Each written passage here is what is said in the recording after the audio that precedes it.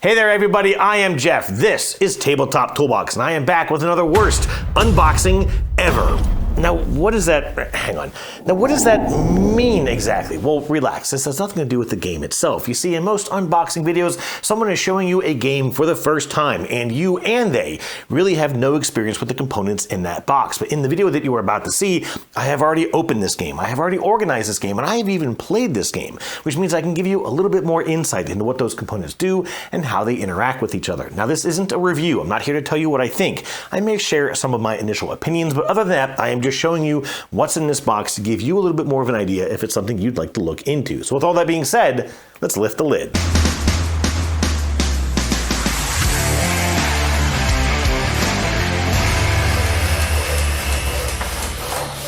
Today I'm taking a look at Pergola, the newest release from Rebel Studio. This is a game about maintaining your own beautiful little garden. And I'm going to tell you right now, this will be a pretty straightforward video, as this is a pretty lightweight game. However, I do want to mention first that it is illustrated by the same very talented artist who illustrated the game of Meadow, another release from Rebel Studio. And it is, in my opinion, one of the most beautiful board games out there. So I was very excited to take a look at Pergola, just seeing that it was from the same artist. Oh, I'm also going to mention that I have just the lid of the box here. You're going to see why in just a moment. So let me go ahead and tuck this out of the way, and we will get started with the rest of the box's content. So here we are. This is the open box of Pergola. I'll start, of course, with the rule book, which, not surprising from Rebel Studio, is very easy to get into, very easy to understand, well illustrated, lots of bullet points pointing out all the different components. I'll say that it has the setup here. In the next page is basically the entire structure of the game, the turn order, what you do on your turns, the few actions you have available, and here's your end game already in just your first few pages. But then the next couple of pages will go into a bit more detail about the different components of the game, the different pieces that you're putting into your little garden, how they all interact, etc. So it actually looks like it's a fairly lengthy rule book, but I'll say again that it was very easy for me to get through. I read this in just a short period of time and had a very clear understanding of how to play the game. There is also some solo rules, I believe, covered here at the end of the game, or end of the book. Yes, some very simple solo rules. And then you can also play with some sort of challenges, sort of milestones to work towards in that solo game. So that's it for the rule book. A quick icon synopsis on the back, which is kind of good as there are no player aids in the box. I'll go ahead and mention that now. Into the rest of the box here. So we start off with this lily pad component. I'll come back to this in just a moment. And then there's this. This is, and I should mention this now, this is a retail copy of the game. There was no Kickstarter for Pergola, so everything that you see here is what you would get in a copy if you just went out and bought this, including this game tray, which, well, I'll just go ahead and show it on the overhead camera, but I'll mention that it does not have a lid. So for you folks who like to store your game vertically, I wouldn't recommend doing that with this title. Let's keep going for now. Here we have a couple player boards. Now these are literally, I mean, these are the player board, and you're going to see somewhat quickly here that there's no iconography, there are no symbols, there's no spaces to put stuff. This one's even upside down. Just very, very simple art, but this is what players will work on. Down here are some additional sort of add-ons to your board. I actually don't know why these weren't included as part of the board, but that's okay. So if I just kind of turn this ever so slightly, hopefully make this fit. But you'll see that this board will sit in front of a player. They'll add on their little beehive area, and this is called the cascade. And this is what a player has to work with. So these two boards have a little bit of interaction, and you'll interact with the main board as well. But these have some specific spots where places, where items in the game will go. All right, let's move on. I think that handles that. This is a little board where flowers will be set, or leaves actually will be set throughout the game.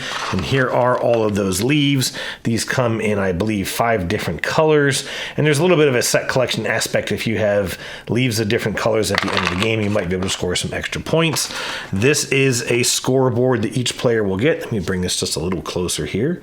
Hopefully we can get that to focus.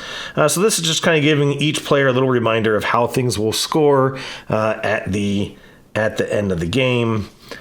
and just kind of gives them a clear idea of what they can be working towards. It's definitely a point salad kind of a game. So you're going to be, getting different plants, getting little insects on those plants, and everything just has different scoring at the end of the game. Now, this is a toolbox of sorts, sort of a gardening toolbox. You're going to be placing these tools. I'm going to have to use the front camera on this, but you're going to be placing these tools in this at the setup of the game.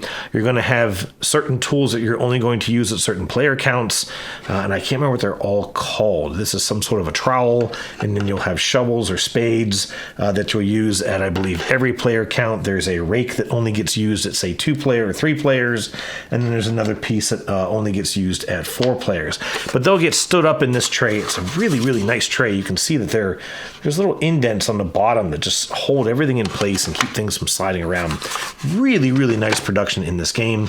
These are your little tool pots. Each player will have one of these. They have this little tray that just pops out, and these have a frog which will jump around on that lily pad I showed you earlier. There is a bird's nest that will collect actually the leaves, oddly enough. And then here are some honey pots that you'll be placing underneath that honey or that beehive on this particular player board. So these will actually sit here like this. You'll see that there is a sort of an empty and a filled side.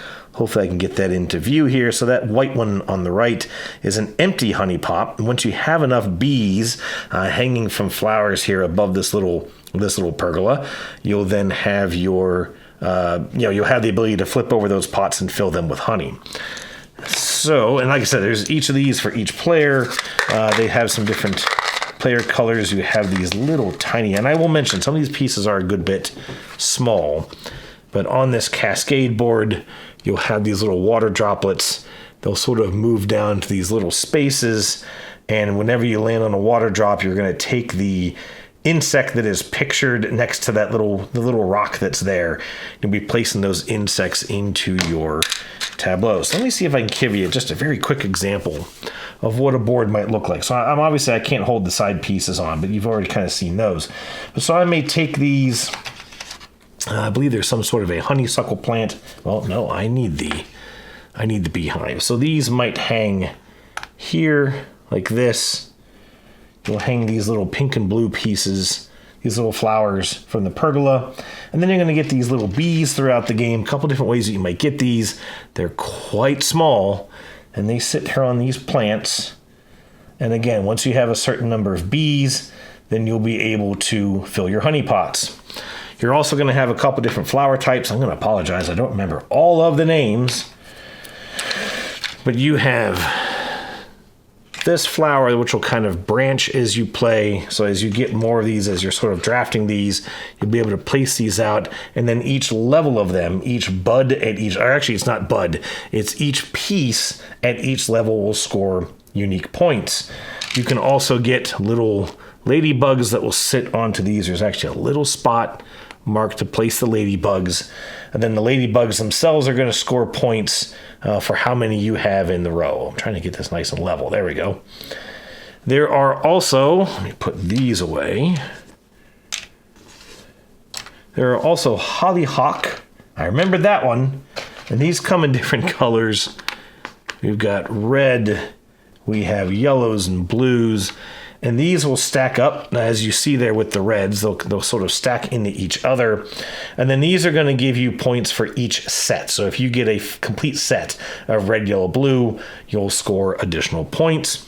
There is lastly the lavender pieces. And as you're seeing, I'm just putting these things anywhere on the board. They do not have a specific spot that they have to go. So you're literally able to just sort of put the stuff anywhere you want.